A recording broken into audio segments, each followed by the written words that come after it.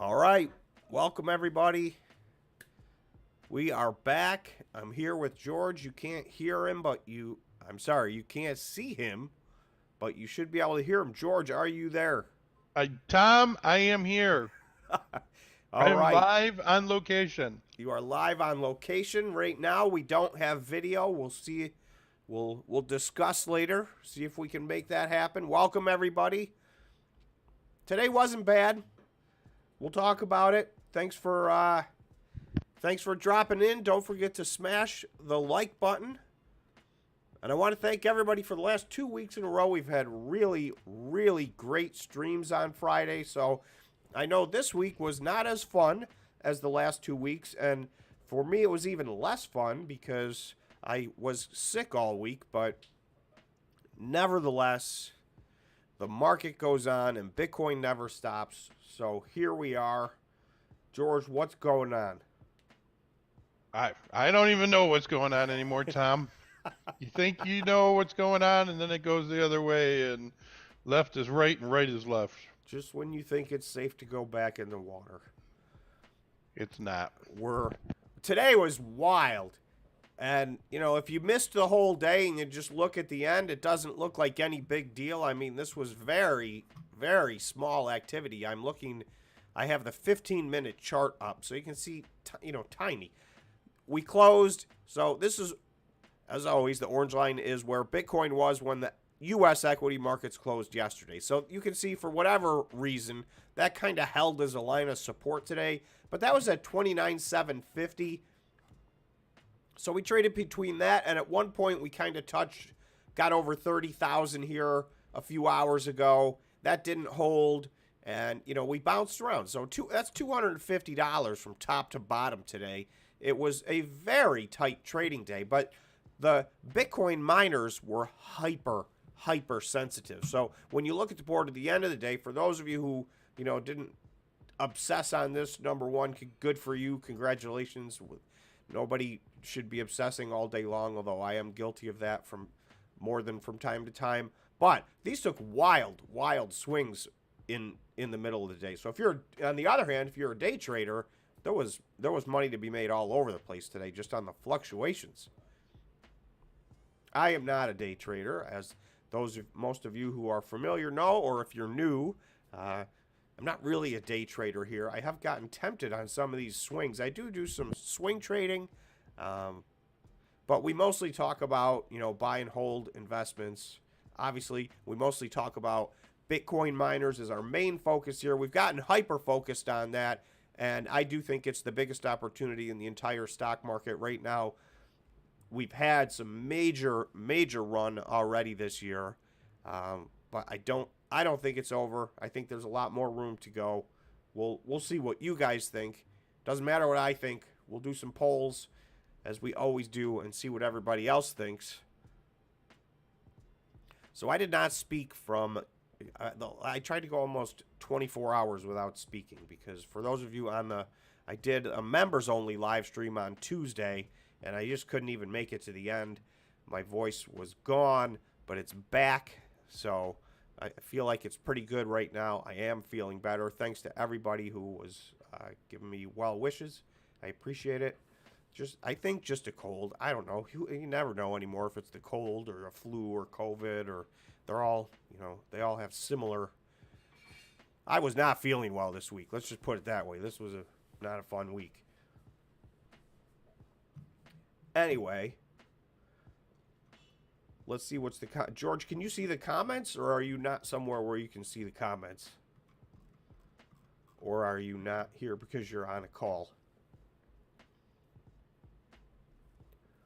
I'm gonna go with B. George has stepped away at the moment, so I will try to read the comments. Let's see. Darren. First of all, hello, Darren. Edmund, Sourmelon Gaming. FV702, hello. Donnell, I already said that. Crypto Fever.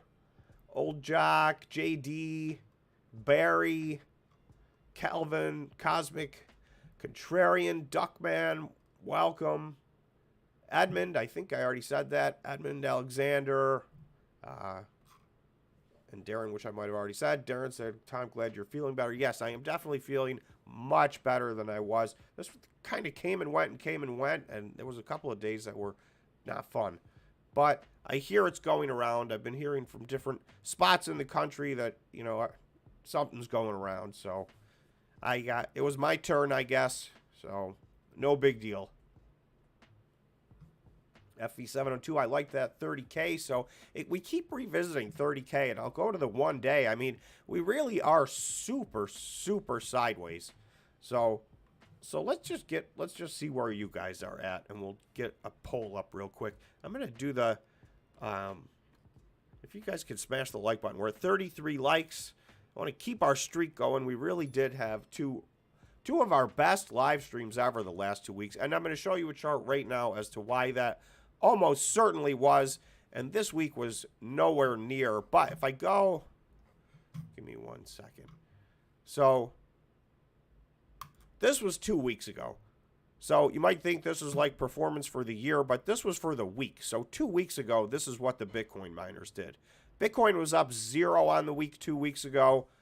And the Bitcoin miners, most of them were in this 15 to 20 range. And then a bunch, anywhere from 30. GREE was up 83%. So that was 2 weeks ago. And then last week, remember GREE up 83% 2 weeks ago? So last week it was up another 51%. So, GREE didn't do anything all year. In fact, the week before that, year to date, GREE, which is greenage, was in the red year to date. And by the end of those 2 weeks, it was up 170%.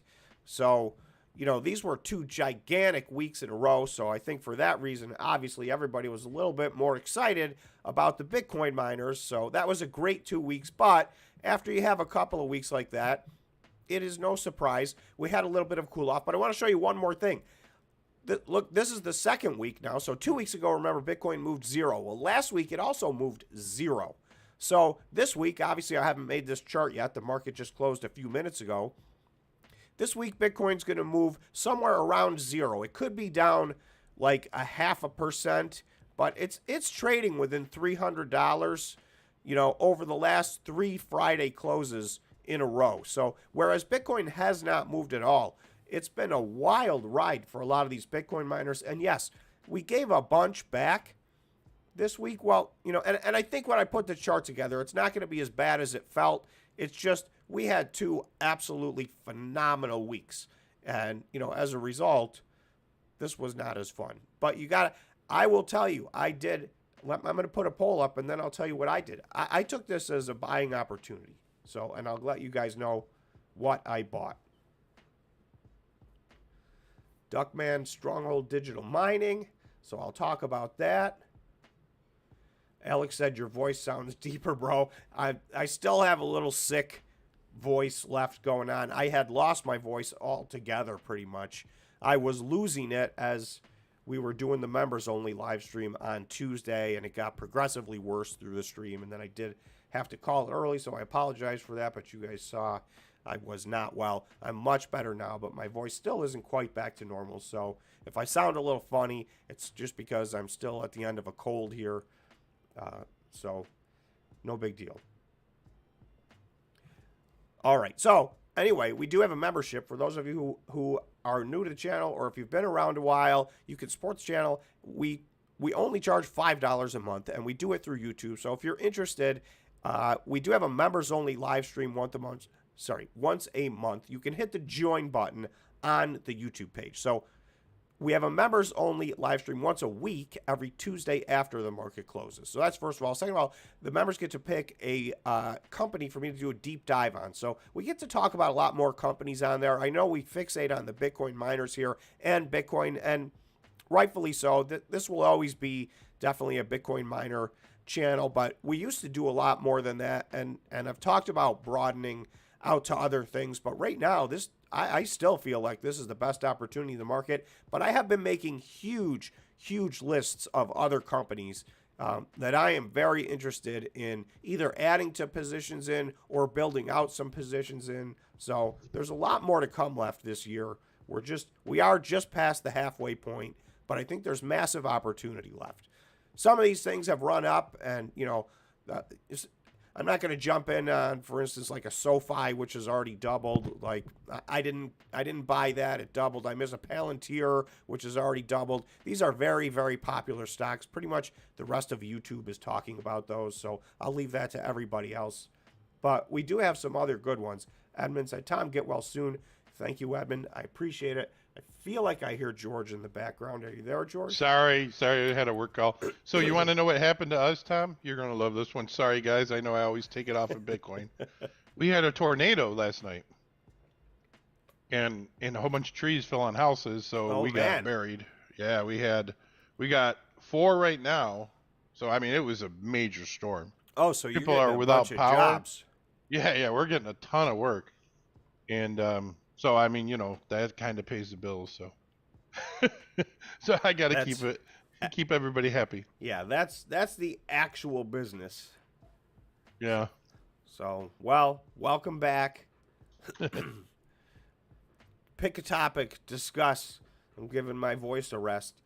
Oh, okay, good. Well, we can talk about XRP.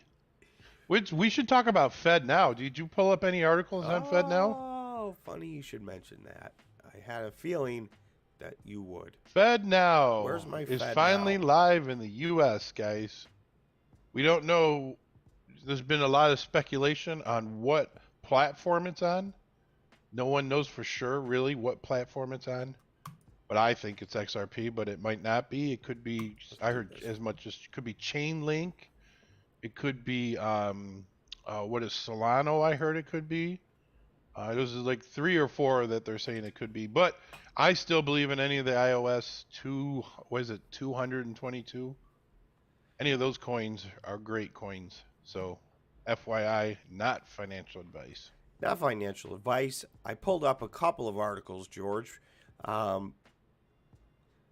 CoinDesk, Federal Reserve's FedNow launch triggers fresh speculation over the digital dollar. Any thoughts on that? Well, it said, first let me say, while FedNow is currently not tied to any initiative for a U.S. digital dollar or the crypto space in general, so like George was just saying, they're not really mentioning any affiliation right now, but something's going on. So experts warn the system might end up as a precursor to the infrastructure for a central bank digital currency. Any thoughts on maybe that being where all this ends up? Well, I think that we're gonna get a CBC or whatever you want to call it. Yep, definitely CBDC. gonna happen. I just don't think it's gonna replace the dollar. I don't think it's just gonna 100% do away with the dollar. I think it could happen over a period of time. I just don't think it's gonna happen overnight. Yeah, a lot of people think that these banks are gonna close down and we're gonna flip to this, Fed monster organization that is keeping track of every single dollar that's moving. I don't see that as happening. That's the fear. And I don't think it's unreasonable for people to, be thinking about that. But I do agree with you that I don't think we're 1 or 2 steps away from, like, all of a sudden, now it's the digital dollar, the regular dollar's gone, and every transaction is monitored. So, nothing ever happens that fast. And I don't even know that this will be, because like you're saying, who knows if FedNow's even ever going to have anything to do with the CBDC. They could be 2 totally separate things. Totally separate things. So, but I find it interesting that the XRP lawsuit settled, and basically, then 3-4 days later, you're using, FedNow.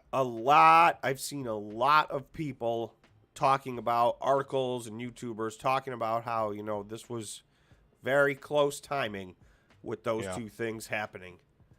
So, but what concerns me though is XRP did not get the bump that I anticipated XRP to get. I expected it to break $1. I mean, it got yes, but it did get a huge bump. So this is really, I think, the first year to date we're up 115%, which isn't bad, Yeah, but in the last, since that news, it's at one point it was it wasn't a double, I don't think, but it was up like 80 or 90%. Yeah, it got to 90. It was pretty darn close to a double. it was a big move up. It's pulled back, and and everything pulled back this week. So this is one of the things I was saying. I bought a bunch of stuff this week. I didn't go crazy, so I've been trying to be very methodical. No one week is going to define, your entire investment portfolio, in my opinion. So I try to be patient and do this a little bit at a time. But I'll go through the things that I added this week. The other article that I pulled up for whatever reason was, okay, so this is their case that they're arguing. Fed dramatically speeds up U.S. payments with FedNow, but downplays any tie to CBDCs. So what they're talking about, and maybe this isn't the right one, basically they're talking about how, you can get access to your paycheck right away. You can do, they listed all the things you can do. But this part, just so that people know, because I'm not sure everybody knows what this is, and I'm no expert on this at all either, but the U.S. Federal Reserve officially opened its new instant payment service, FedNow, on Thursday, significantly speeding up how long it takes to send money in the world's largest economy. The central bank said 35 banks and credit unions are participating. Early adopters include J.P. Morgan Chase and Wells Fargo. So those are two of the three biggest banks, I guess I would say, in the U.S., with 16 other institutions supporting processing of the payment that the Fed argues will offer just-in-time access to paychecks and invoices. So this is not really for the individuals. It's the banks that are using this to transact between each other, on a more instantaneous level, versus they go on to talk about, even wire transfers and those kind of things have to use an entirely different system that is not instantaneous. It's fast, but it's not instantaneous. And I won't say you've all, but a lot of us know, you send a wire transfer and you wait. Oh, did you get it yet? Did you get it yet? It's not instantaneous by any means. It can take, sometimes you miss the cutoff for the day and it's like, it'll go through tomorrow. So, this is going to make some things a lot faster, but so, George is saying potentially maybe XRP will be a part of this. If not, it may be a competitor to this, but I think the XRP part of this, and George is much more the XRP person than I am, but there's an international aspect to that I don't think this gets into at all. No, it doesn't. And I think that's what people don't realize is that XRP works in Canada, XRP works in India, and if you want to make a transfer, you can do that. Right. In our ecosystem. Right, and that's been happening for years. It's really the U.S. that hasn't been participating. Yeah, it's been happening for years, but that's only been active for a few months. The Canada to India. Oh, okay, that particular. Yeah, that particular one. I mean, there's been other spots, but I think it's going to be an interesting little journey. I don't know obviously what the future holds, but I think it's going to be pretty good. I think I have a future so bright I have to wear shades.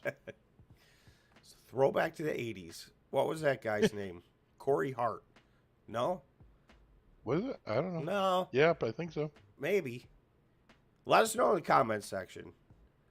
Or did he do one of those other songs? I wear my sunglasses at night, maybe. I don't know. They're all the same. That's funny. Now we have somebody from India here. Hello. We use India as an example. Oh, hello. Good morning, I guess. So I had some guy that contacted me on Discord, right? My name's Kudab. Obviously, he doesn't pay attention to the channel. And I'm like, oh, do you work with Tom? Yes, I work with Tom. I'm like, really? Well, how is he? I heard he's sick. Yeah, he's not doing well. Oh, he's touch too and bad. go. He's touch and go. Go either way. Isn't that funny? So I played along for a long time. But I just put the name of his website up there. They do not have any affiliation with us. And if he's reaching out to you, FYI, his name is Peter Floyd.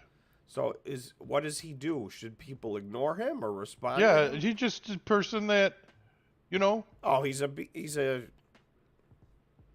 ignored. He should be ignored. Yep. He's not affiliated with us.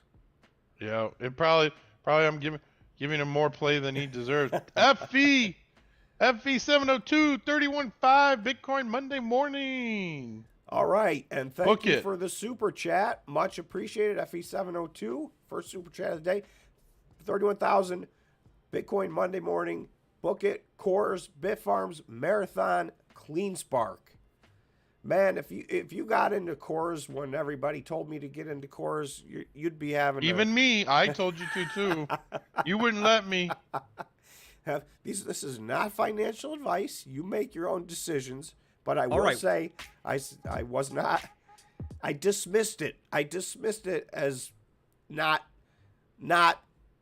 important enough to bother with, and that was an error in judgment because right now, and I don't know based on whatever happened this week, but it's at a 2,000% run up in 7 months. So for all of those people, including FV702 who said so, including George who said so, you guys were right. Now, I don't know going forward. I still don't know what to do with it. I'm not sure, how that's going to look coming out of bankruptcy. But, man, it's been a grand slam home run so far this year. But that can all change if you keep it and they don't, right? That's right. You can give a lot of that back. So hopefully people are, if it was me, I would be taking some profits. Up 2,000%. I don't care what stock it is. Calvin, just so you know, I use Uphold for all my crypto transactions. I also use I shouldn't say I use Robinhood, but I haven't used them that much lately. And Coinbase. I'm trying to read the. So, Coinbase is probably the safest one. I don't know how easy it is to transfer it off network though. And then Uphold, just so you guys know, I had to keep my coins, my XRPs on Uphold for a period of time before they would let me transfer them. I think it was almost 6 months. So they were locked up. Could you have sold them into... Yes. So you could have got out of your position, but you couldn't get your coins off. That's correct. Okay. Okay, an important question. Sorry to interrupt, George. When is Fed meeting? Fed meeting Wednesday. Next Wednesday. So today is the 21st.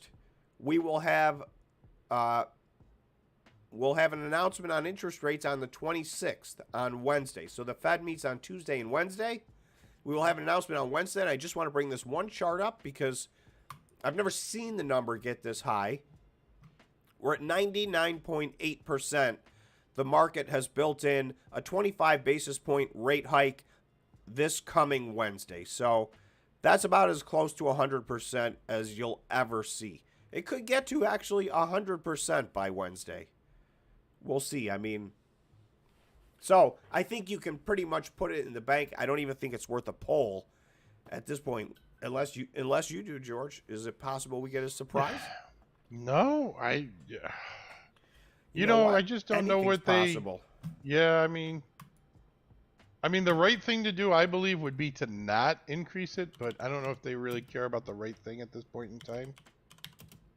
The right thing is different for everybody, correct? Right?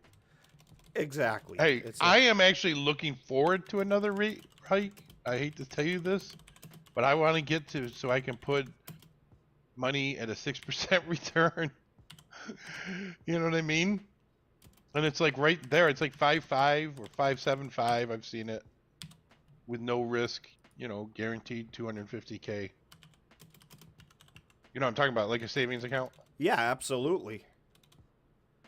I'm going to make this 0.25 is guaranteed. Simplest poll ever. Is the Fed going to raise rates 25 basis points on Wednesday?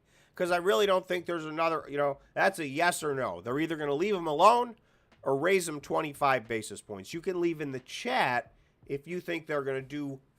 The only other thing they could possibly do is 50 basis points. And so far, I haven't heard a single soul say that. So if you're the one, you can call it out now on the chat, and we'll write it down. And I have another question, Tom. Yeah. When does that ever become a problem that what we have to pay in interest? It when it absolutely becomes. it's rapidly becoming a problem.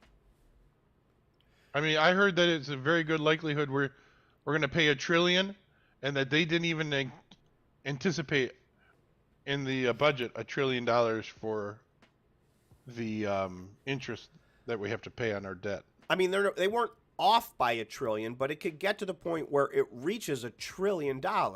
And no, they weren't off by $1 trillion, but they were off by about I heard it's like $100 to $200 billion. Right, it adds up. A lot of our debt is short-term debt. So if this goes on, we're already a year into this. If it goes on another year, a disproportionate amount of our debt all of a sudden goes from extremely, near zero to 5%. So that is a monumental difference. So that's the reason that I think Edmund's saying, I told you so, Tom. I told you there'd be another rate hike. There should be a second rate hike later this year. So Edmund was on record, and he did say at that point he thinks there was going to still be 2 more rate hikes. Yeah. I was with you, Edmund. So I remember, sorry if that cough was loud, guys. I remember you saying that, so you're on record.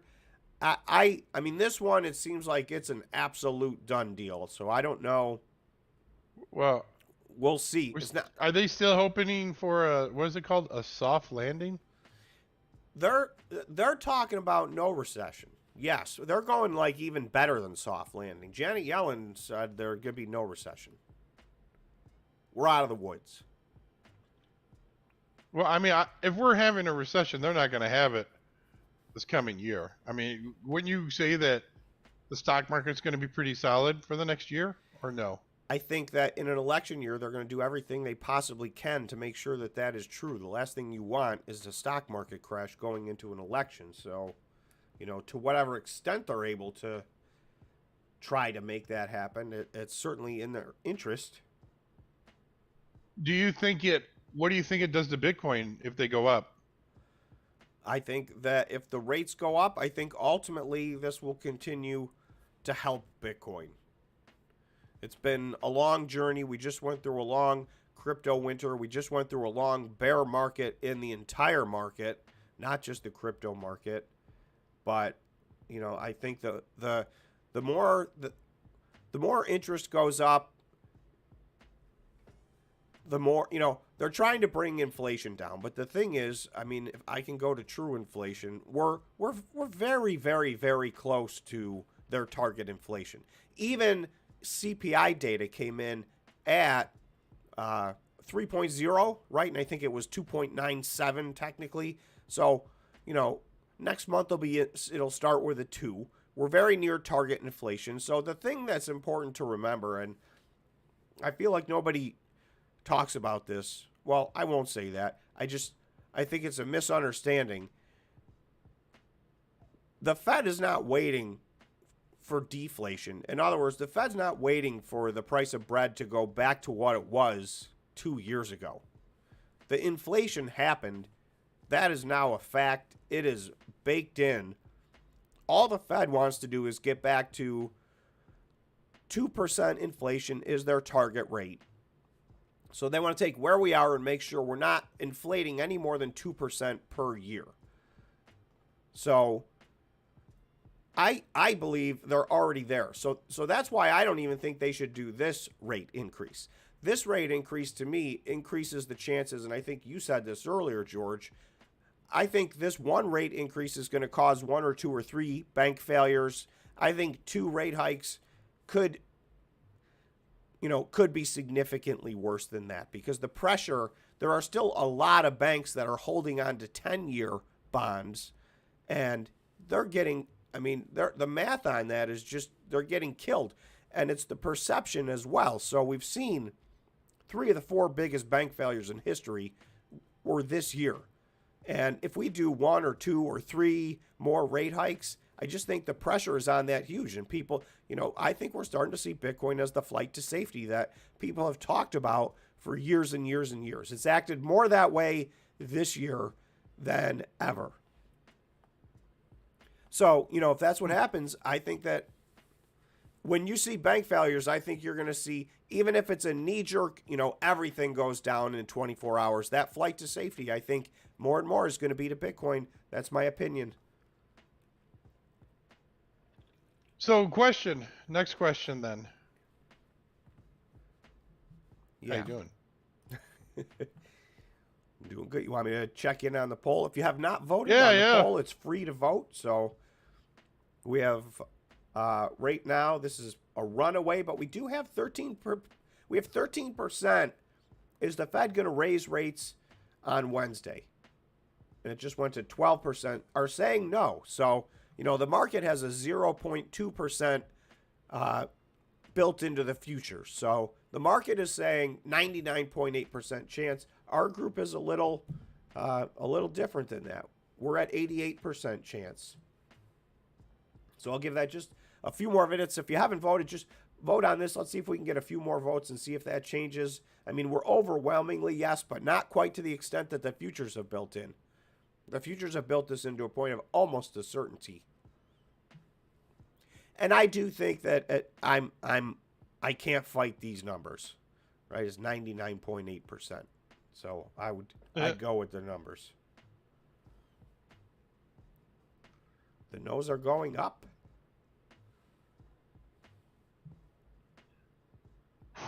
I just don't know, Tom.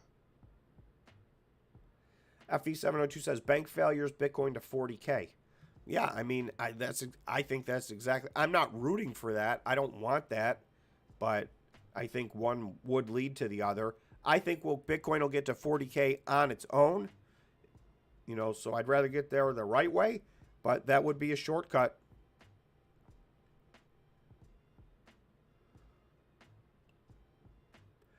Edmund said inflation will come back this fall. WTI closed at 76.96 today, going higher, period. So Edmund is predicting the return of inflation in the fall. I mean, I can't rule that out, but I can say we're 13 months in a row into decreasing inflation. So, you know, that what do they say? Past performance isn't, you know, not a guarantee of future whatever. So you could be right. I mean, inflation could turn around. And the Fed's made crystal clear that's their number one concern. That's their nightmare.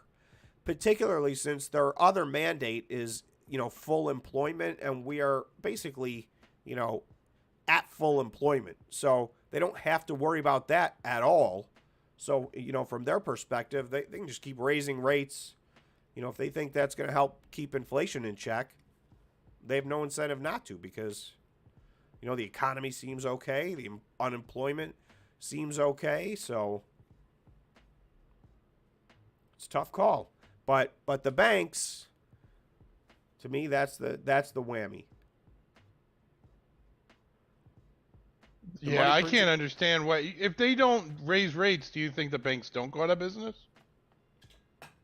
I think if they don't raise, here's the more important part. What do they say after this meeting? And I think they're not ready to be, you know, they're not ready to be dovish, as they say. You know, I hate those terms, but, you know, they're still going to stick to their hawkish talking points and say more rate hikes to come, we think. And our number one fear is still inflation, and they're going to stick. They have stuck bullet point by bullet point to the exact same talking points for a year now. So I don't think they're going to change them. They're all hawkish, and so I think that's what we're going to get. So now the market doesn't believe all them hawkish? Because if I go to the September meeting, there's an 83% chance built into the futures that the Fed does not raise rates at the meeting after this, and still a 70% chance at the meeting after that. So, you know, that's most of the rest of the year. By December, it's still at 65% chance. So I don't know. I think Edmund's on the side that we're going to get, by the end of the year, we're going to get some bad inflation numbers. If we don't, then I still think, my personal opinion is we're going to get talk of, or an actual rate decrease by the end of the year. If we don't get one, we're going to start to get at least talk of one. We're going to get very dovish talk because the talk. I mean, they're going to have to, don't you think, for the economy's sake? I think they're going to have confidence. Absolutely, that's my feeling. But I don't know the future any more than you guys do.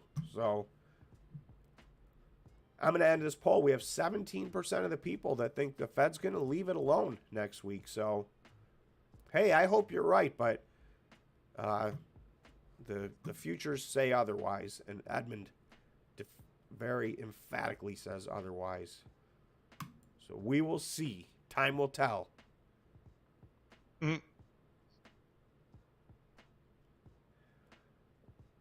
Fed couldn't run a 2-house paper route. That from Joel.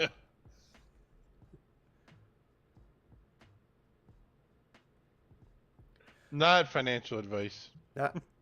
Yeah, I mean, we'll see. They got behind. Remember, at the beginning of this, they got behind. They weren't doing anything. Oh, inflation's transitory. Don't worry about it. It's not a problem. So, they held on to that for a long time, and now I feel like they're overcompensating. We'll see where it all lands. I got another article I wanted to show you guys. Let me find It's just very interesting to think how crazy the world is. And one thing, I was listening to Robert Kennedy in front of Congress. I don't know if you heard that. Did you watch any of that, Tom? Yeah. I didn't watch it from start to finish. Somebody put it up. Somebody put it up on Discord. That's where I watched it. Oh. Yeah. On their Discord or in our Discord? No, our Discord. All right. Our Discord. So that was unfortunately to me, I know it's all lip service. I wish it wasn't, but it all is. They're just talking points. Listen, I think that he's a very interesting guy, and for whatever reason, they don't like him. They're coming after him with a vengeance. Yeah. I'm not saying I agree with every single thing that he says, and for the record, I really don't agree with every single thing anybody says. So, yeah, I know. It's like, and I hope that every single one of you can say the same thing. I think you can. I know we have a very diverse opinions on this channel amongst our subscribers, particularly amongst our members. I know we have a diverse crowd from people around the world, even though we're a pretty small channel.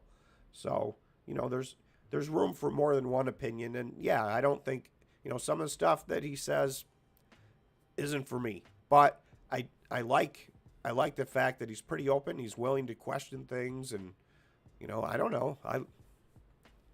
I like him. Yeah, I mean, he's, it's nice to see other people up there besides the two main leading contenders, I guess. Yes, a little more diversity of thought would be nice. So, did you add to your Iris position? So, yes, I did. So, let me get a poll up, and then I'll tell you guys what I bought this week. So, let's get our... We got to see where the people think Bitcoin is going.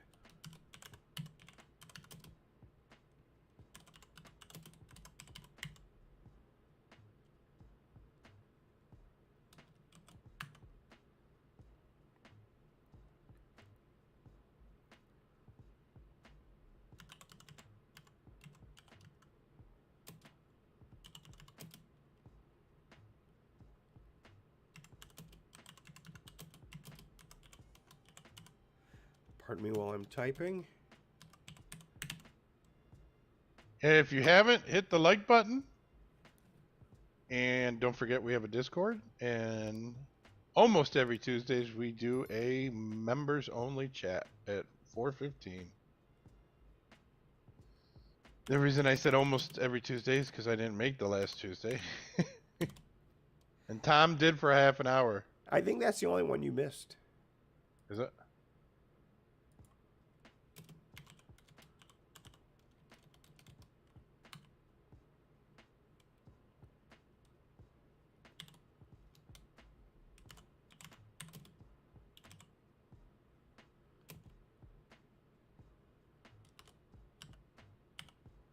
Here, we'll put these options. These are some reasonable options. Given 3 options. Okay, ready? So this is our, we do one of these every Friday. The wording is a little different now because, you know, for a while it was 35 or 25. Well, we got down to 25. So now Bitcoin's next move. Are we going to just keep going? You know, we've been going sideways for over a month. So are we, you know, are we going to go sideways for another month? We've had that happen before. Or are we done with this? Is the next move up to 35? Or are we going to go down and maybe retest, you know, something 27,500 or, you know, whatever your retest number is? So what do we think?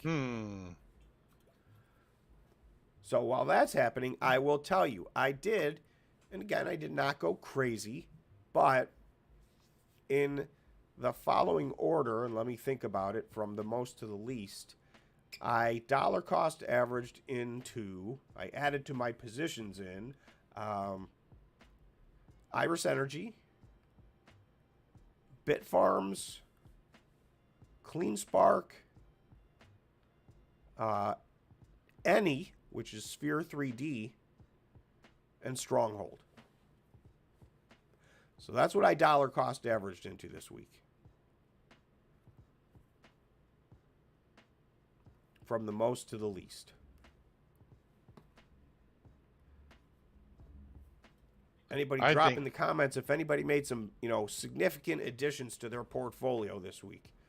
Or if ever, you know, was this a buy the dip situation?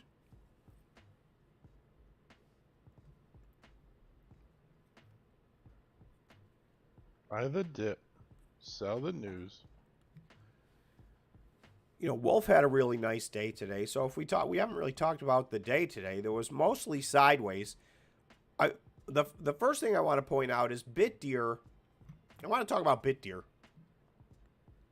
BitDeer was down 6.3% today. So that was other than Mawson. Well, it looks like DigiHost down 6.5. But BitDeer was down 10 or 11% all day today. And then at about 3:55, all of a sudden they ran it up from, you know, down 11% to down 6%. So, and I want to show you guys because I find it, let me find, it's open here somewhere. Where'd you go?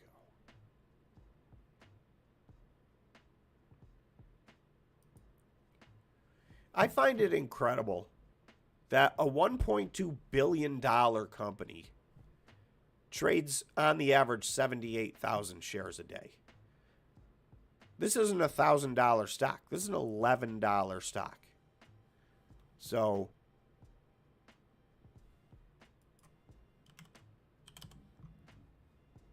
you're talking about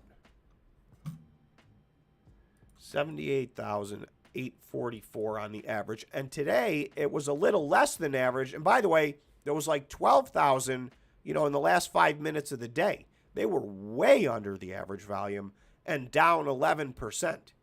So that means there's no buying pressure, like none, no buying pressure in the entire market for them to be able to cascade down like that. And then somebody did swoop in, so I shouldn't say none. You know, by the end of the day, somebody grabbed up a bunch of shares. But still, all in, you know, this is about $850,000 of money went into a $1.2 billion stock today. This is incredibly low volume. So I'm going to compare that to, I'm going to go to the other extreme. Marathon. Remember, these are all still small stocks. Marathon's at $2.8 billion stock. So, you know, it's 2.5 times the size. Well, just a little more than 2 times the size of BitDeer. And they traded, I'm doing the math here, their average, and they had a low volume day, but they trade almost $700 million a day goes through Marathon, and not even $1 million a day goes through BitDeer. So this is why I've said many times on this channel, and I don't know the future, but I am very worried about BitDeer's price. This $1.2 billion market cap, I think, makes them the third largest by market cap. Here, I'll find out. I gotta go to a different. Okay, so BitDeer, you know, and this was as of last Friday, so this does not account for this week's activity. They are the third largest by market cap of all the Bitcoin mining companies. And they have no volume in trading whatsoever. So what happens if somebody wants to push this in one direction or the other? I don't think their valuation makes sense. Let me know in the chat. Is anybody invested in BitDeer? Has anybody even looked at BitDeer? Is this something anybody cares about at all? What's going on with BitDeer? Because this, you know, for the by and large, you know, most of us are a Bitcoin miner crowd. So is this even on people's radar? I think there's something wacky going on here, and I think this could get, you know, if Bitcoin goes the wrong way, I think this could be, you know, the biggest casualty of all of them. Not financial advice, and I don't think Bitcoin's going to go the wrong way. I'm still bullish on Bitcoin, but you never know what's going to happen. This does not feel like a bigger company. For instance, if I go down that list, I'd much rather be in CleanSpark, TeraWulf, Bitfarms, Iris Energy, right? And some of those are a half or a third of the market cap of BitDeer.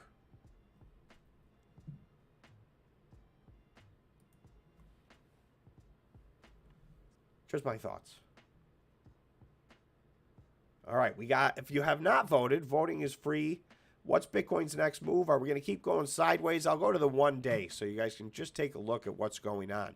I mean, we had this big move up. This was now 1 month ago today. It's July 21st. This happened on June 21st. So we are 1 full month into just totally being sideways inside of a range. And that range is just a little bit under 30,000 to, you know, 31,000 or 31,200. So, you know, within that $1,000, 90% of the activity falls. So we've been very sideways for 1 month. So the question is, are we going to have another month of this? Are we going to go up? Are we finally going to get this run to 35? Or are we going to go down and start retesting some lower numbers? You know, a higher low, and I picked 27.5 because you can see, let me zoom out.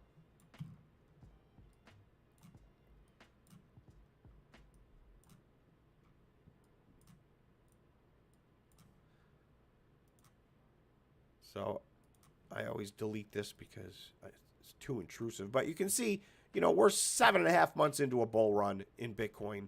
We're up. This yellow line here is 100% up. So, you know, we're a little bit off of that now, but we've bounced above that many times over the last month. So this is, to me, and this is messy because I cannot draw, but we've basically had a higher low, and somewhere, you know, in here would be another higher low. So, you know, I'm saying 27.5. It doesn't have to be exactly there, but that's basically why I picked that number. But this is why I say we're in higher highs, higher lows, and we are in the big picture. This is a bull market. I mean, we're up almost 100%. To me, I don't know what else to call that. It's a smiley face.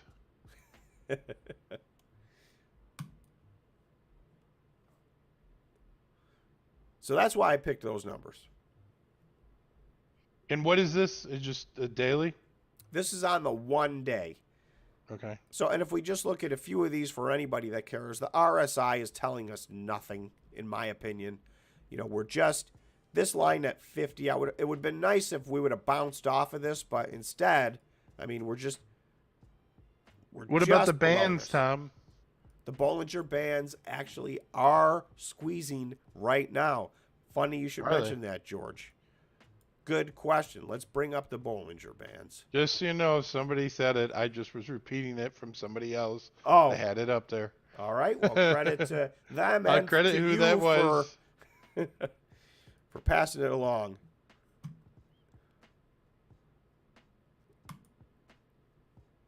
Oh, I gotta get rid. Hold on. Let me. I don't know what happened.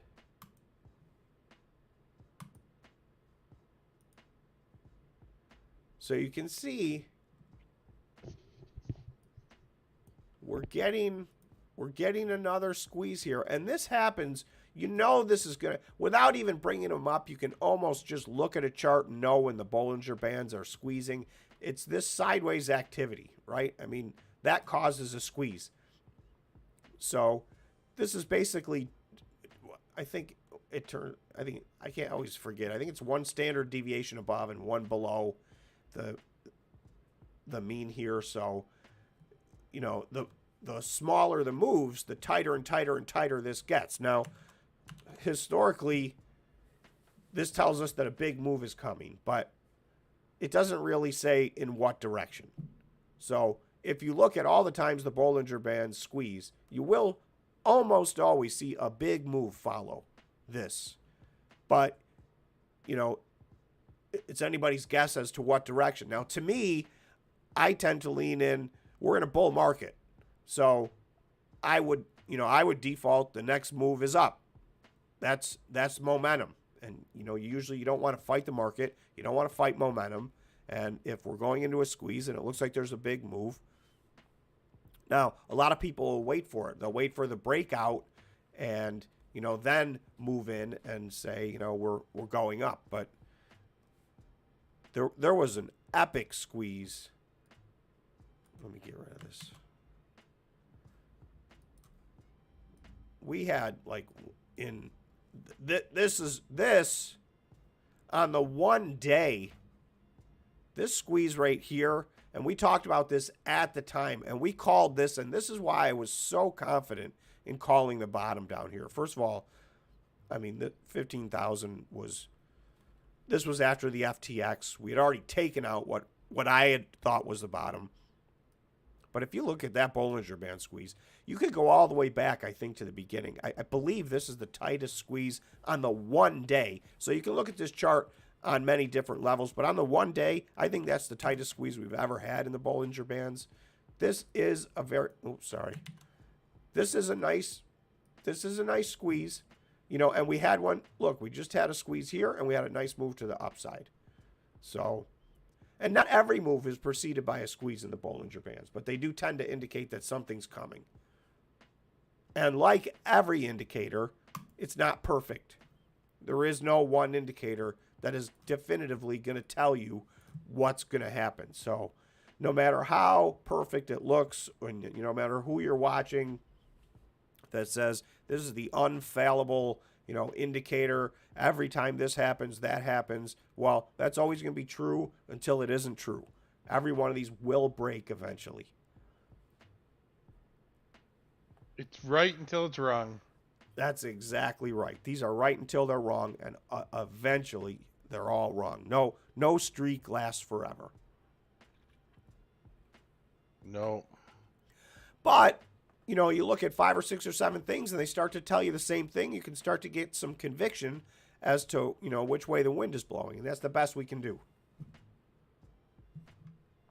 All right, we got 48 votes. Who else? Bitcoin's next move. We got a clear leader right now. We're going to go sideways. We're going to go up. We're going to go down. It's free to vote. Also, if you are not a subscriber and you enjoy this content and you want to help support the channel, it is free to subscribe. So if you are inclined, hit the subscribe button. I think YouTube stopped shadow banning us recently. So I probably shouldn't have said that out loud, but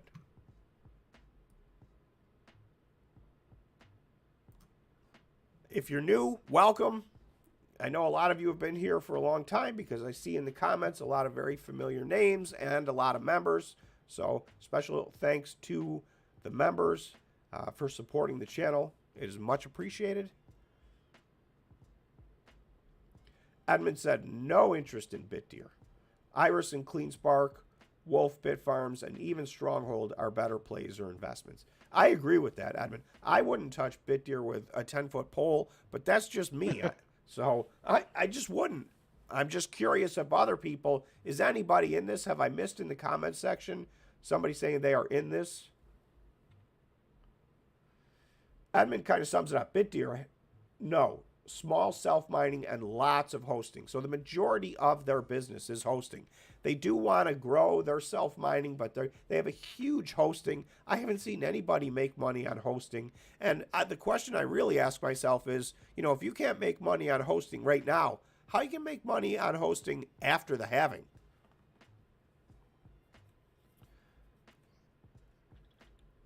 Never going to make any money. I don't get it. You know, and it's a new industry, and so much of the publicly traded hosting companies are combined between self-mining and hosting, and it's hard to really wrap your arms around that as a, you know, as a business model. But to me, it does not seem like a good business model.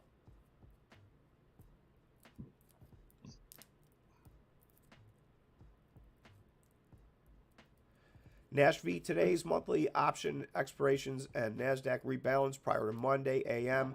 had the market in general disarray today. So that is true. I did hear this was like one of the biggest monthly options expirations in a long time. Plus which the NASDAQ, for those of you who don't know, did do a rebalancing that takes effect on Monday. And that does cause a little disruption because particularly with all the ETFs, you know, they've got to, you know, if they're mirroring the S&P 500 or if they're mirroring the NASDAQ or whatever the case may be, in this case, the NASDAQ's rebalancing, you know, they've got to change their portfolio around. And I do know, I took a quick look, and Apple and Microsoft are getting knocked down big time as far as their weight. I'm not sure why that. I don't know how. I don't know. You mean their market cap? They're both at all-time highs or near all-time highs, but the amount of weight that they're going to carry in the calculation of the NASDAQ is going down. They're the two biggest by far. They're both getting hit. Microsoft, I think, worse. Also, NVIDIA's getting hit. The tech companies, the big, giant tech companies, they're taking some of the weight away from those, I think, to, you know, take some of the risk out of the NASDAQ. And they do this from time to time, but that's a good point that does affect the market a little bit.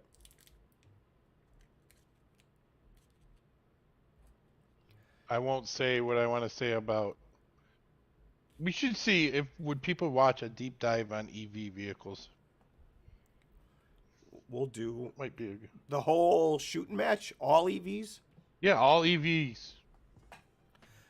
Do people want to know if the EVs are helping the environment, hurting the environment, helping, you know, emissions, the whole aspect of EVs. I mean, is it doing what it's supposed to do? That's my question. Let's do a poll on that next. And would anybody watch that or even care?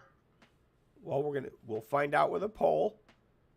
Find out with a poll. Bitcoin's next move. I'm going to call this poll. We got 60 votes. 50% think we are going up to 35,000.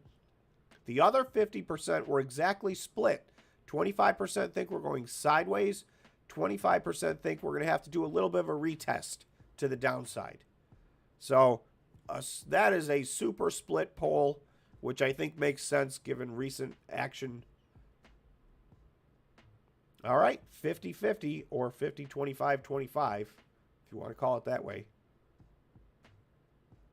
I was right once and I was wrong once. That's right.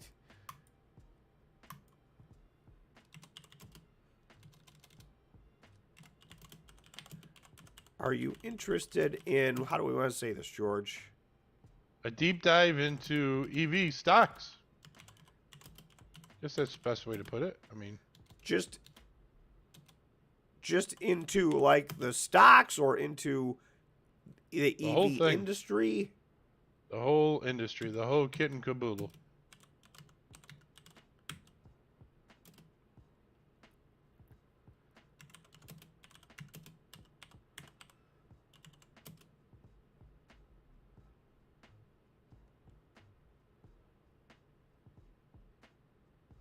the industry.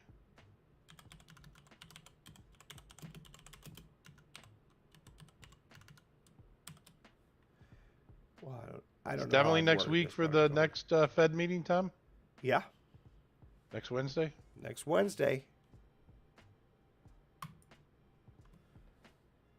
So, are you interested in a deep dive in the EV industry and its future possibility for success? Is the way I phrased that. So, however you want to interpret that. Do we care about EVs? Do we care about what's going on there? How many Bitcoin mining people crossover care about EVs? And while you're voting on that, so please feel free to vote and let us know if that's something you're interested in or care about or want to do a deep dive on. I want to show you guys an article. Here's somebody who I think is out of his element and did not know, there's sometimes it's better to just not say anything. That's said the guy who goes on and talks, but okay. What are you talking about? I'm bringing up an article right now. I was like, what are you talking about? Okay. So You can we yell at me on the stream again? No, I've never done that. This is an article from Markets Insider. The crypto craze is, so this individual, Nassim Taleb, pardon the mispronunciation, most likely as I am not good at pronouncing names. So this is the individual who wrote the book The Black Swan in, I think, like 2007 or 2008. It was a huge hit, and now everybody calls everything a Black Swan event. So, whether you've heard of him by name or not, you know who this person is. But I want to show you what he tweeted. The cryptocurrency craze is fading as fans embrace AI mania, Black Swan author Nassim Taleb said. Okay, so here's his tweet. Ready? See if this fits your description, because we are a crypto crowd. The crypto fad is starting to peter out as many of those fanciful young adults who like to play with computers in their mother's basements are now getting enamored with AI. You need another infatuation to displace an infatuation. And then he goes on to quote something in Latin because apparently he's smart. What does he say? Can you read it? Successor novo vinvictor omnis amor. That's interesting. Can you show more? I believe I can hit the show more button. That was it. There was no more. That's a very good point, though. This here? It has something to do with... I can translate it. It's something like, you can't have... you can't get rid of your old love until you get a new one or something to that effect. Anyway, who agrees with this? How do we feel about this? Stephen English said, fanciful young adults. That's us. So my first thought was, this guy is out of his element. He wrote a book. God bless him. Good for him. It was a smash hit. Now everybody... Was it a smash hit? Black Swan, I mean, he didn't coin the phrase, but, he's made it famous. He's why everybody calls everything a Black Swan event now. I'd call that racism. That book was about maybe 15 years ago. Less than 20. Yeah, because, it was during the financial crisis. So, it had to be 2007, 2008. And, so that's what he did. But I'm not sure he knows anything about cryptocurrency, because I feel like this statement is embarrassing for him, in my opinion. Sorry, I keep hitting that button. Only thing I can say is Neo. That is what's known in the industry as a non sequitur. Neo. All right, we got 31 votes in. It's not looking good. It's not looking good for the EV sector. So let us know your thoughts. Interested, not interested? Edmund said, no interest in EVs. I just buy Tesla on deep pullbacks. Dude, it's so nice not being on camera. Then I can walk around in my house and you guys don't know it. Do we want to know? I'm sitting on the couch in the other room right now. I'm going into cough drop mode. Uh-oh. This isn't offensive. Do me a favor, like the stream. Tom does this full time now. Yes. Calvin says, what are your thoughts on investing in cryptocurrencies via crypto miners? Obviously, miners are leverage plays versus currencies. Pros, cons. Well, I'll give you my. I'll let George answer that. You want to take this one first, George? I don't understand what the question was. So, investing in the cryptocurrencies versus crypto miners, and really at this point, the only crypto miners are really Bitcoin miners. Yeah, since Ethereum went away. Do you think that there will be another coin to be mined? I don't think there's going to be another substantial coin to be mined. There are a few proof of work coins left out there. I think Litecoin is still proof of work. Ethereum Classic is still proof of work, but they're not material, as far as, having Like a market companies. share? Right. Or a coin share? So I don't know Token what share. the next, unless somebody comes along and invests some time, intellectual property, effort, energy, money into bringing the next one along. And it's so frowned upon right now from those three letters that we're not allowed to say on the channel. But I do believe that narrative is changing. I won't go deep dive on that. We can talk about that in the members only, where we don't get punished by YouTube for speaking. But I do think that narrative is changing. I think a lot of people are starting to understand how the Bitcoin miners and the electricity grid can work together to improve the grid. Which leads me to this. Bitfarms secures contracts in Paraguay for up to 150 megawatts of hydropower. Long-term low-cost power contracts at a competitive rate expected to provide significant path for growth. I want to find one specific thing in here since we were just talking about exactly this. Okay. As we approach the next Bitcoin halving, we are seeking to drive growth by leveraging our farm design expertise and drawing upon our operational experience to broaden our geographical presence and optimize global underutilized power resources, said Jeff Morphy, CEO of Bitfarms. Paraguay has access to an abundance of surplus renewable power, and these acquisitions secure valuable yet limited sustainable energy contracts while broadening our foothold in a resource-rich country. So this is some of what I'm talking about. Like, this is surplus energy. There's a powerful argument to be made that the single best way to improve the world's power grid is by Bitcoin miners. That's all I'll say on that on the live stream. If you want to know more, drop in the chat or comments, or if you're interested, you can become a member for $5 a month, and we can talk about that stuff. I think I know what we're going to be talking about. I think I know one of the topics. Yeah. Well, we're allowed on a members-only live stream. We can talk freely. Right. There is no, so we don't make the rules. That's just how it works. But I think it's obvious what I'm talking about. And I think it's a very important conversation, and it's one that the Bitcoin miners, it's up to the Bitcoin miners and everybody like us to all try and, let people know Bitcoin can work in harmony with the grid. In fact, it can actually improve the grid. All right, I've already said too much. In my opinion. In my opinion. 85 likes.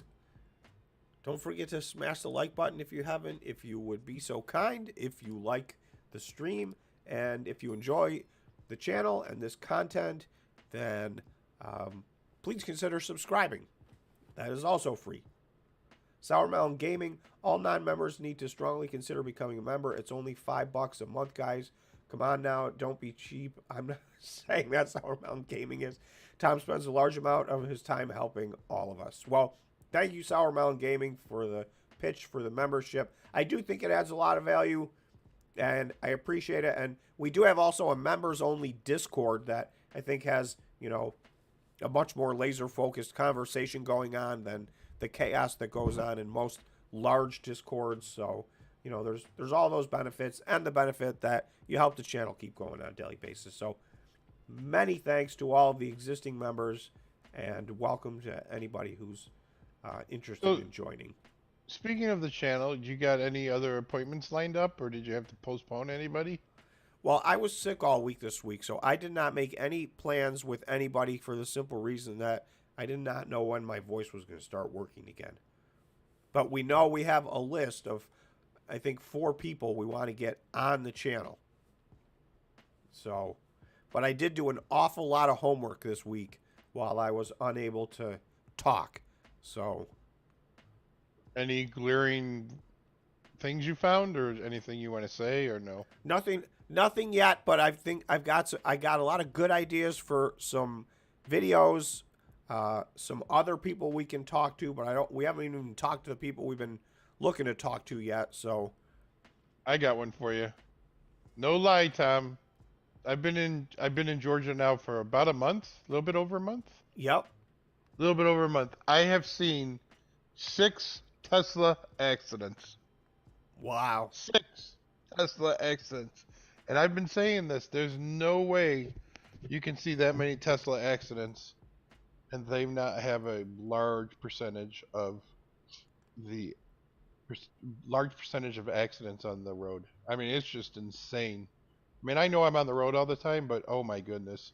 And they're all the same type of accident, the rear end type of accident. Oh, the last one was just brutal. Well, hopefully And everybody Tesla, was so okay. something to do with their self-driving car, and it, for some reason, it picks up something when these road constructions. It was another completely stopped Tesla, and somebody rear-ended it. Oh. Again, I mean, but this one was bad. Like, I don't know. I'm sure somebody got killed. Well, But just to think that that's just, I'm in shock. that's awful. So when I'm driving, here's a great one. When I'm driving my Tahoe, sorry, I'm a gas guzzler. When I'm driving my Tahoe, every once in a while, it's like happens 1 out of maybe like 500 cycles. My Tahoe will, like, all of a sudden just slam on the brakes for no reason. Like, I'll be driving, I'll be on the cruise control, and it has adaptive cruise control, and then all of a sudden it will pick up something, it will shine a certain way, and all of a sudden the brakes would just lock up on it. It's the weirdest thing. I'm thinking they have the same problem. That's your driver assist, you're saying. Yeah, the driver assist mode, yeah. Sorry. This tidbit brought to you by George. Calvin's asking, any interest in AI technology amongst your viewers? I think AI is an emerging industry, and many youth are adopting it for anything written. That should we do a deep dive into AI? I already have an AI deep dive planned, so absolutely, do you? definitely. That's, yes. I mean, AI has dominated the conversation for the last several months. And if just ask, who is this guy back here? Black Swan gig event guy? Nassim Nicholas Talib. The crypto fad is starting to peter out for AI. They're enamored with AI, the young, fanciful people. Do you think AI is a serious problem for the middle class and working people? Or do you think that it's not as big as a threat as everybody thinks it's going to be?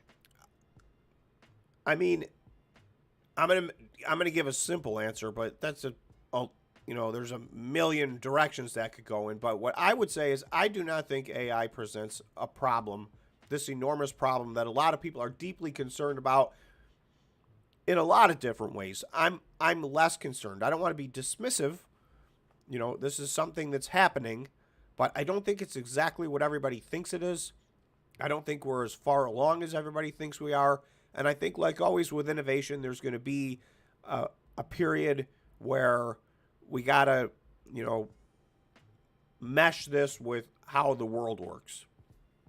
But I do not think this is going to replace everybody's job. Because remember, we've had computer automated jobs, right? We've got robots assembling things for the last 50 years. So it's not, this is another step in a line of steps towards automation, but there are upsides to this. So that's I guess a simplistic answer, but my big takeaway for me personally is I'm not deeply concerned about AI. I think it's going to end up being a positive thing that helps our lives. And I don't think it's going to dominate our lives. I think it's just, it's just the next thing. It's everything that comes across. We've had so many things that, this is the biggest thing that's ever happened. This is bigger than everything. This is bigger than, Kathy Wood had a list of 5 things that were bigger than electricity. Well, guess what? None of them are bigger than electricity. And this isn't bigger than electricity either. So everything in the moment seems like it's the biggest thing that ever happened. But I think, we'll acclimate to this. That's my opinion. What do you think, George? It's just too hard to tell. I think that there's a lot of tasks that it can answer and take care of. I mean, do you think it's the end of civilization if AI takes over? I don't think there's any realistic chance that AI takes over. That to me, I know that's a concept in science fiction. I'm a huge fan of science fiction. People have been worrying about that day coming for a long time. And again, I don't want to be dismissive of it. You never know what's to come. But what they have right now, I watched the press conference with the panel of AI. Trust me, those robots aren't taking over the world. Not just yet.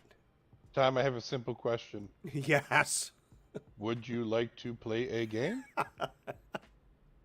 Well, that's always the fear, you turn over control, and you take the decision making away from the people and put it in the hands of the computers, and sometimes it does not end up in the best result. My thing is, I'm worried about like malls and all those retail stores and pharmacies now with Amazon doing what they're doing with medicine. And it's just, there's just no, like, the infrastructure that we had as a kid is completely gone and changed. The world has changed massively in our lifetimes. There's no doubt about that. We are not the first generation to go through that. So, and I know there's several different generations on the stream with us today. So, I think one thing that we are, though, Tom, we're a generation that has, I don't know. I think the Great Depression maybe, but we've had such a large increase of the cost of stuff here in the last 2 years. It's just ridiculous. Yes, this was very painful. We went through inflation. I don't think it needed to happen. I can't even get into the reasons.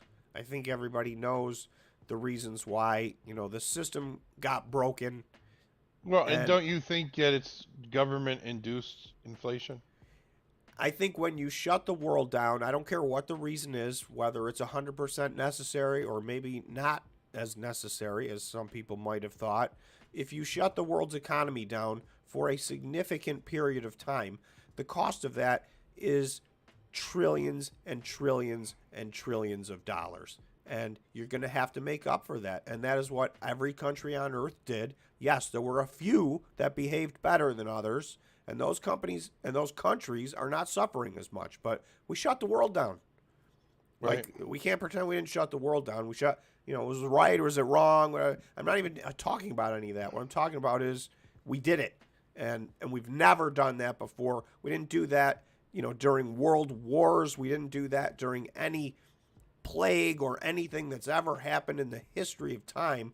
We shut the world's economy down, and the supply chain broke.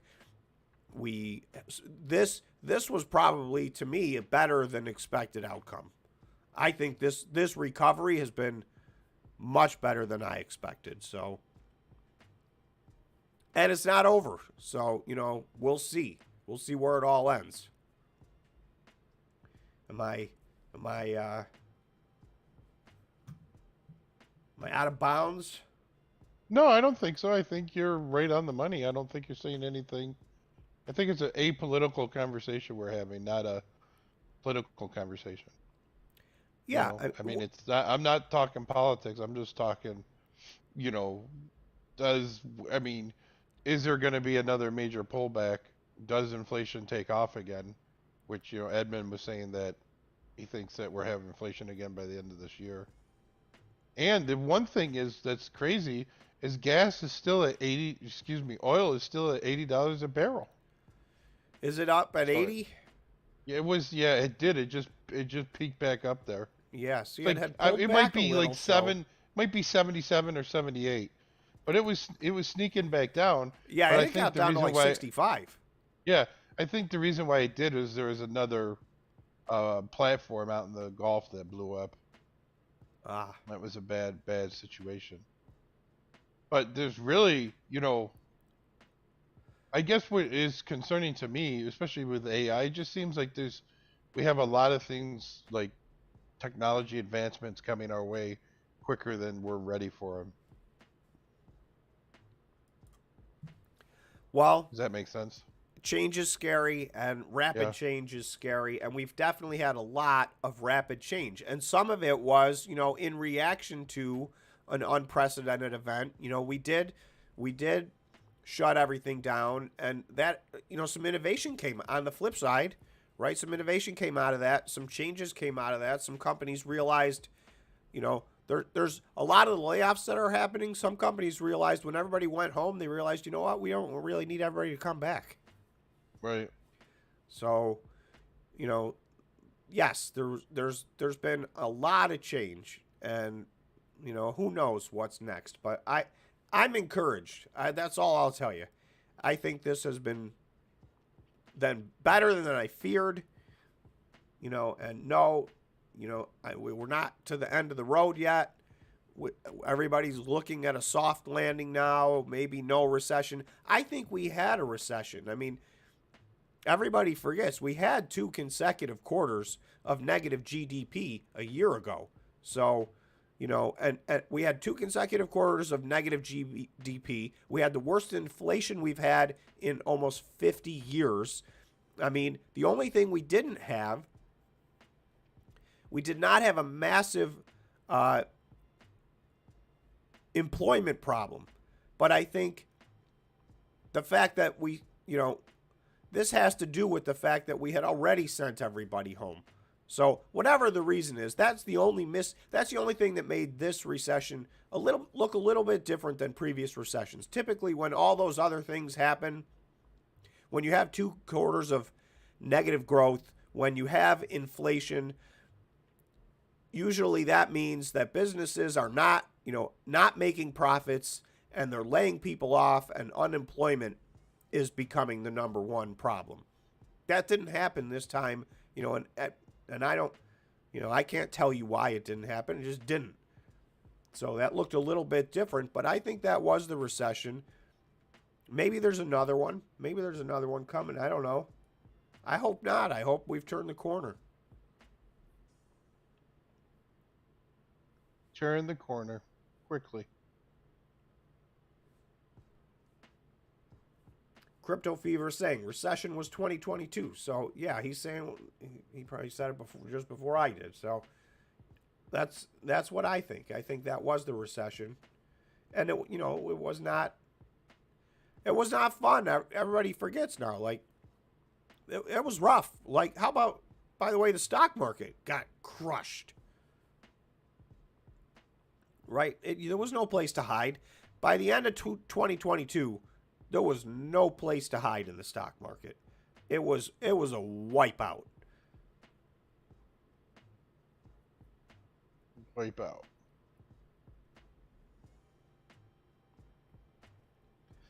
Crypto Craig, when I retire, Bitcoin price will be 500K. That's what I'm telling everyone. Anyhow, Wesley says hello. Hello, Wesley. How old is he? 9? Oh. Crypto Craig gonna retire. Yeah.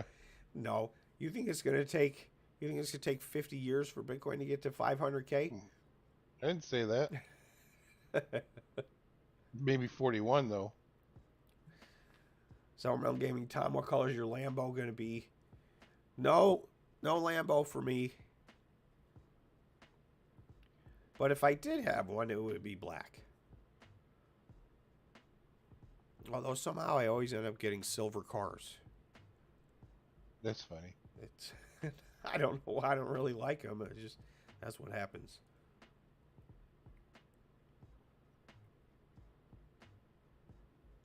Darren said unemployment didn't skyrocket because of PPL, because of people like me, middle 50s, just simply quit last year. No unemployment. I just stepped away. So that is a gigantic group. There's no doubt. And the numbers do pan out that, there was a lot of people that just left the job market. So those people who left the job market, they do not count as unemployed. So that is a part of it, Darren. You're absolutely right.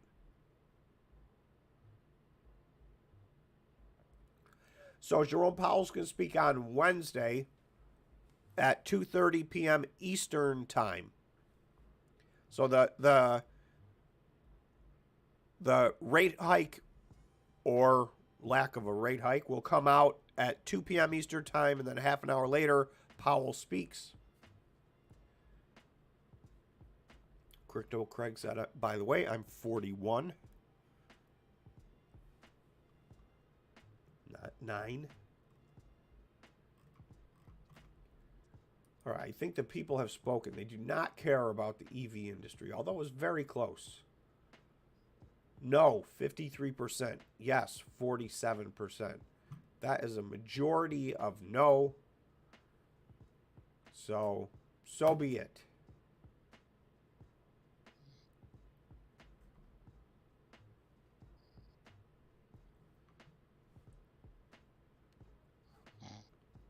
Let me see what else.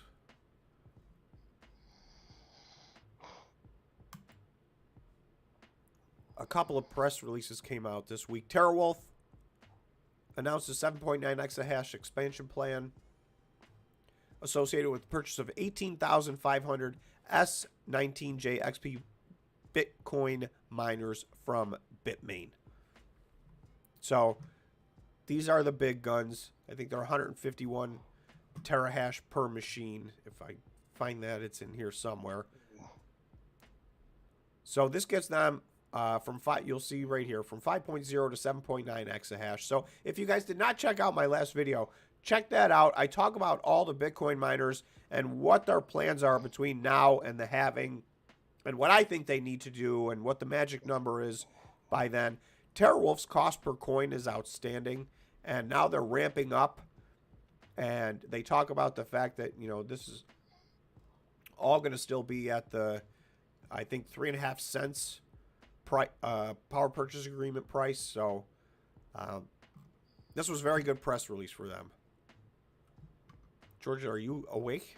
Are you gone? Where'd you go? George! I won't yell at people. Don't yell at me. I thought you might have faded away. I did. I faded away. I must be fascinating. You are. This is a small one. Does anybody in Argo? Drop in the chat if anybody's in Argo.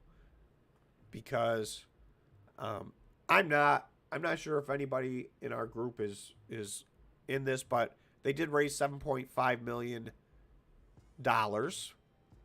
through an offering. So that's not a lot of money, but they have not done a lot. They've been almost dormant for a long time. I don't see their future. I don't understand this company. I understood them to a point, but you know what? They had a plan that was aggressive, and that's okay. But it didn't, we ran into a crypto winter, and their plan got ruined. And I'm just not sure what their new plan is.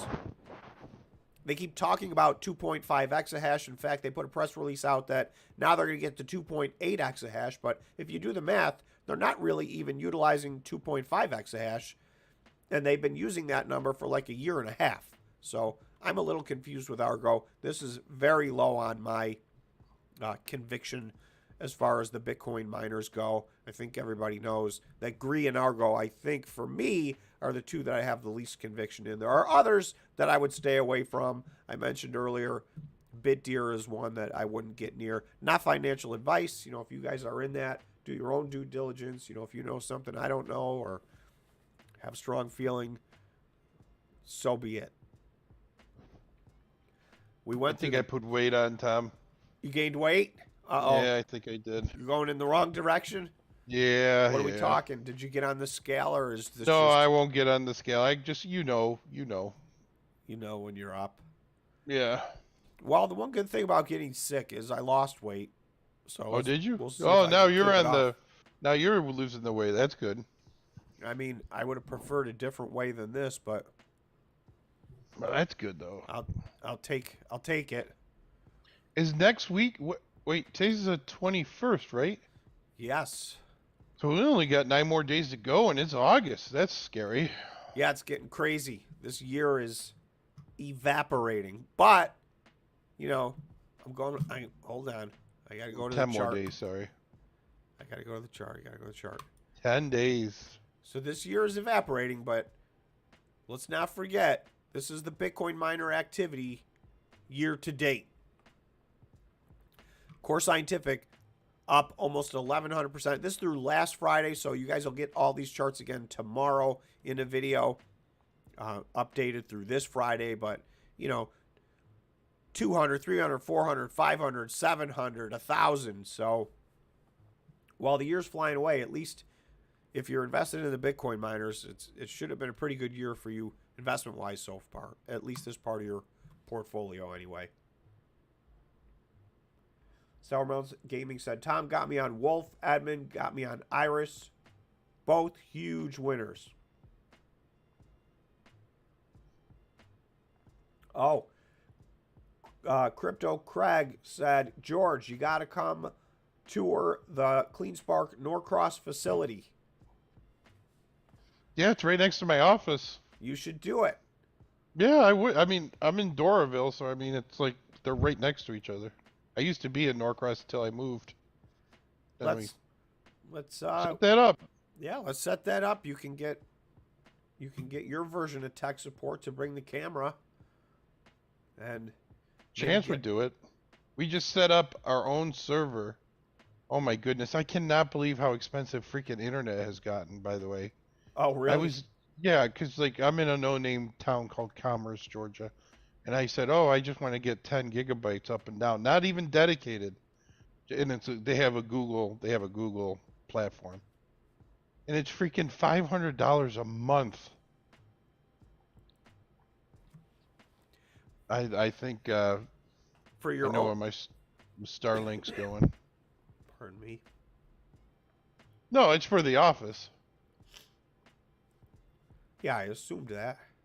Yeah, but I mean, I only need just 1 gig. I don't need 10 gig. I think I got lost. Ross said, get well, Tom. No karaoke tonight. Good call. Agreed. By the way, if you want to see something funny, I'll do karaoke because I love singing, but I am the worst person at singing. All I know is, she bangs, ooh, ooh, she moves, she moves. I am the worst singer ever, and I'll sing, talk to me. Sorry. I'm like that guy. Remember that? Do you remember the guy that he got famous. Yeah. That kid was like an engineer. He just couldn't sing. Yeah, I'm the same way, but I'm not an engineer either. Jeez, I'm just messed up.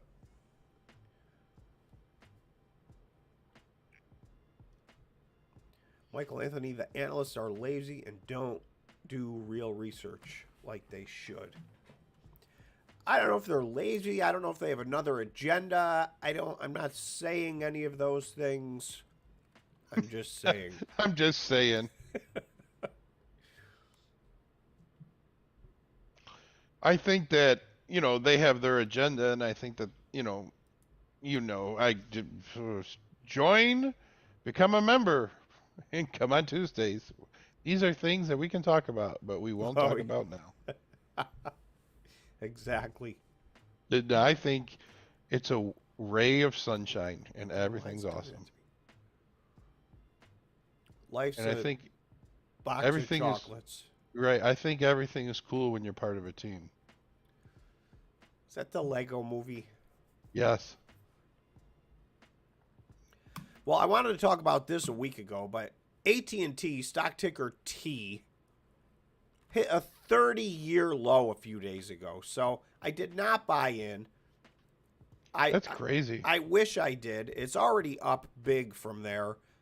And I think there's a lot of room left to run, but, now I feel like I missed that first push up. Would you like a little Trivial Pursuit knowledge, Tom? Absolutely. My grandfather's brother was the CEO of Bell South, which was AT&T back in the 60s and 70s. Nice. Isn't that crazy? I was like, wow, that's impressive. Bell was that was the whole thing. Yeah, yeah.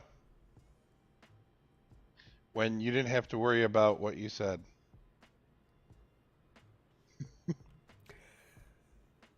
In the 60s, you know that. In 80s, you could have a sense of humor. Yes, that's true. I had somebody, I said something to a waitress today, and she got all offended. And I wasn't, being mean or anything. Her daughter just graduated from high school, but she graduated with an associate's degree. And, I'm like, it's just, you don't hear about it, right? I mean, somebody's in high school, and then they have 2 years of college under their belt. Yeah, that's fantastic. Right, that's amazing, right? So I just said to her, "Whoa, my goodness, how did she get so smart?" And it wasn't, so she took it as an insult, like she wasn't smart. I didn't say you weren't smart, honey. I just said, how did she get so smart? You know what I mean? So I'm sorry, Amber. That was her name. I can see how she interpreted it that way, but... Yeah, I can too. I mean, divorced woman, you know what I mean? Some people are sensitive, okay? So yeah, she got really mad at me. I tried to apologize 2 or 3 times. Maybe it's a thing. And then maybe you want to know what I said? Not the first time she's heard that question. So you want to know what I said to her? What? I made it worse. I'm like, well, as you do. Maybe I said maybe if I got to know you better, I could rephrase that question. Yeah. So she took that as another insult. Well, that one was an insult. I didn't mean, that's not, no, I'm just, never mind. Wesley's asking, Tom, are you still dollar cost averaging into Iris Energy? Yes, I am, Wesley. I did so this week. I have, should I say, no, I can't tell you. I can tell you on the member stream, but I have been buying into IREN. IREN too. Iris. Yeah, Iris Energy. IREN. Stock ticker IREN. Oh, Crypto Fever's pointing out that AT&T have FUD with the lead cables. So, yeah, they're making a gigantic deal out of this. It's like that is going to be, it's not nothing, but, that is not push, in my opinion, that does not push the stock to a 30-year low. I think that there's a lot of, that stock's been moving in the wrong direction.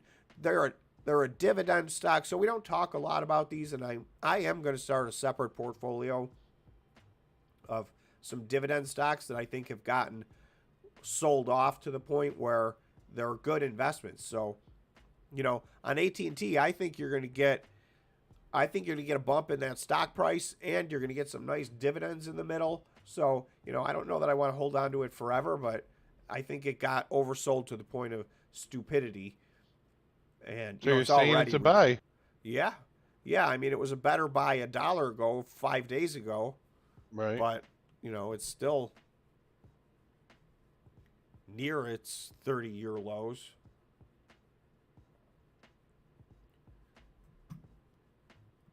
Hmm.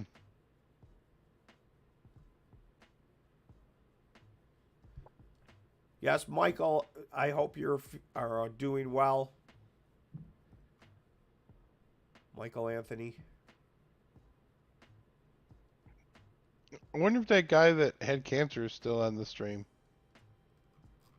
Remember? Or no, I think he just came in and left. Do you remember what I'm talking about? I, He just said this like 3 or 4 months ago now. I remember. Edmund said George is just a good old boy. I try to be. Wesley DCA'd into Iris this week as well.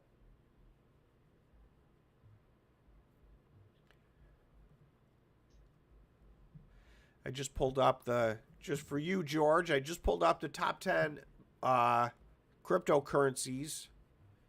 Oh, what are they? Coming in at number 4, and really number 3 is Tether, which I don't count as a cryptocurrency. It's a stable coin, which obviously is a form of cryptocurrency.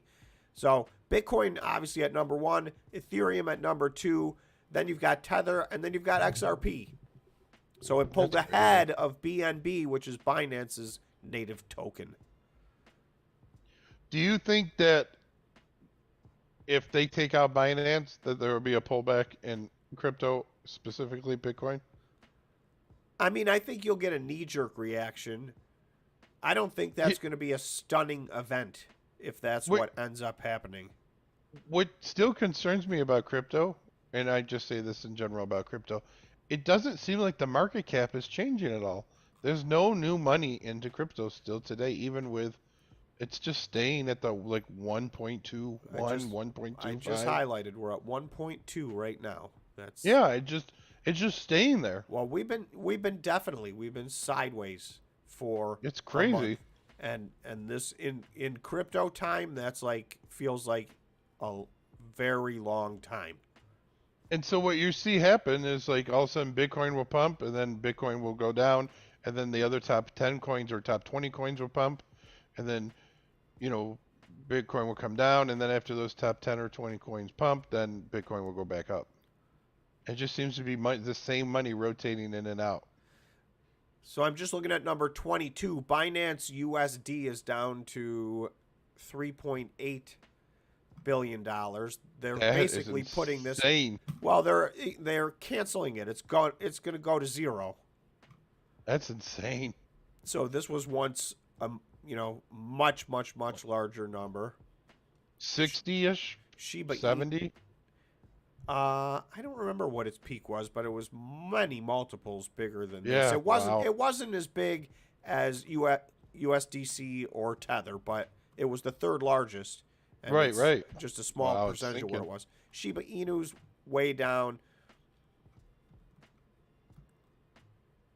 And Litecoin's back out of the top 10. It jumped up into the top 10 for a little while. It's back out. Yeah, Litecoin's all over the place, man. It's crazy. XRP has been, this has been climbing up the charts, and it never really disappeared. Even when it was at its lowest, it was still a top 15 coin. So,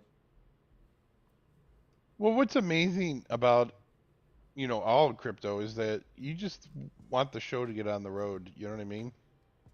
Like, let's go already. Let's do what it's supposed to do. I'm kind of becoming impatient. Well, that's what they want. That's what they want.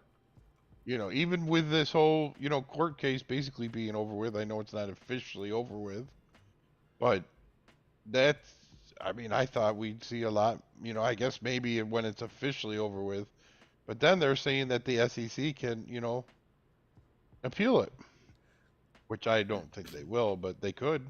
Right. That's FUD that sits out there. I agree. I don't think they're going to appeal that.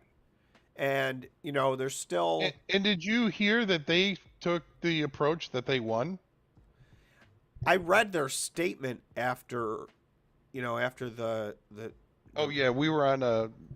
yeah, Oh, we just talked about it, but it did not make any sense to me. Whatever they were saying, didn't make any sense to me. But I do think there was a little bit of a gray area, and it had something to do with.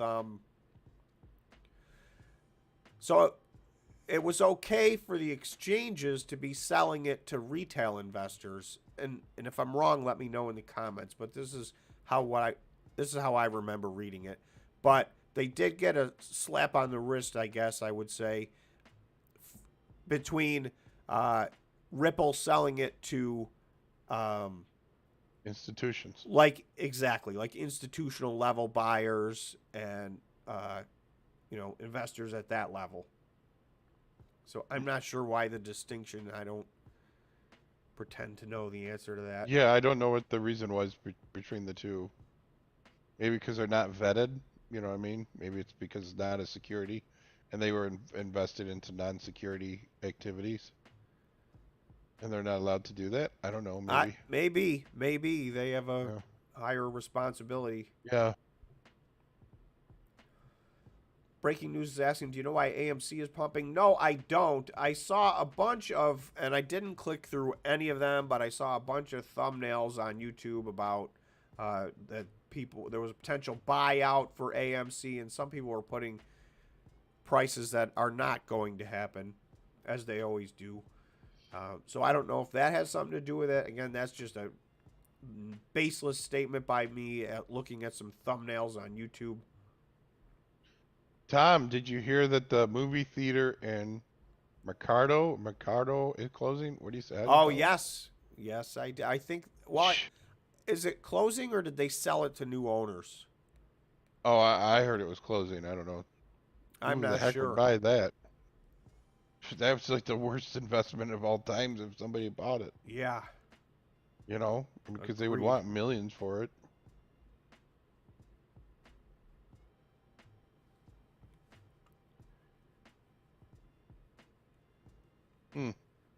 All right. Anybody have any parting thoughts?